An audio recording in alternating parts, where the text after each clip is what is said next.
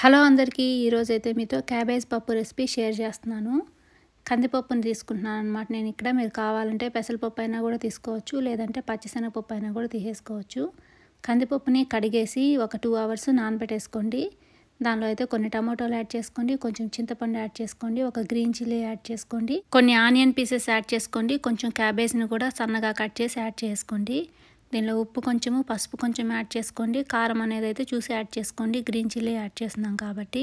నేను ఇక్కడ టమాటోలు ఫ్రోజన్లో పెట్టిన టమాటోలు యాడ్ చేస్తున్నాను, అందుకనేసి కట్ చేయలేదు. అవి కొంచెం హార్డ్గా ఉంటాయి కట్ చేయడానికి అని అయితే అలాగే పెట్టేశాను. కుక్కర్కి మూత పెట్టేసి ఒక 2 విజిల్లు లేదంటే 3 విజిల్లు ఇచ్చేయండి. పప్పు కూడా బాగా కుక్ అయిపోతుంది. ఇప్పుడు స్టవ్ వెలిగించి ప్యాన్ పెట్టేసుకోండి. దానిలో కొంచెం ఆయిల్ యాడ్ చేసుకోండి. ఆవాలు, జీలకర్ర కూడా యాడ్ చేసుకోండి. ఇవి బాగా ఫ్రై అయిన తర్వాత కొన్ని ఉల్లిపాయ ముక్కలు, కొన్ని వెల్లుల్లిపాయ ముక్కలు అయితే కూడా యాడ్ చేసుకొని ఇంకొంచెం సేపు అయితే బాగా ఫ్రై చేసుకోండి. దీనిలో కొంచెం కరివేపాకు యాడ్ చేసుకోండి, ఇంగువ కూడా యాడ్ చేసుకోండి. ఈ ప్యాన్ అయితే నేను పక్కన పెట్టేసుకుంటున్నాను. ఇప్పుడు కుక్కర్ మీద మూత తీసేసి టమాటోలను అయితే కొంచెం మెత్తగా చేస్తున్నాను. పప్పు అయితే ఏం మెత్తగా చేయాల్సిన అవసరం లేదు. ఇప్పుడు ఒకసారి బాగా మిక్స్ చేసుకోండి. ముందుగానే పెట్టినటువంటి తిరగమాతను కూడా తీసి దీనిలో యాడ్ చేసి ఒకసారి అయితే బాగా మిక్స్ చేసిన తర్వాత స్టవ్ వెలిగించి ఇంకొక 2-3 నిమిషాలు అయితే బాగా కుక్ చేసుకోండి. క్యాబేజ్ పప్పు అయితే కూడా రెడీ అయిపోతుంది.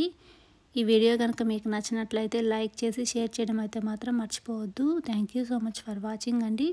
మరో మంచి రెసిపీతో మేము ముందుకు వస్తాను. అంతవరకు సెలవు, బాయ్.